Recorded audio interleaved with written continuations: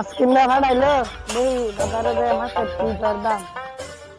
মাছের দাম কত? 300 করে। কমাই যায় না? না, 50 টাকা। না, শহর থেকে এলাকা তাইলাম দেখি গ্রামের কি অবস্থা। কি রে মাছের দাম কত? 300। 50 টাকা দিম।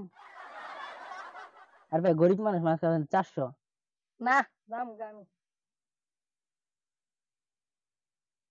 গরিব মানুষ 500 দিম। 600, 700, 800, 900, 1000, 1200,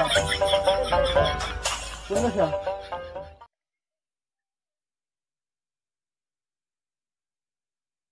কি সমস্যা কি তোমার কি ভাই করতেছ? দেখেন আমি 300 টাকা চেয়েছি, হেরা দুজন ঝগড়া বাজিয়ে দিয়েছে। না কি তারা দুজনে মাছ নিবারে ঝগড়া বাড়ি দিছে?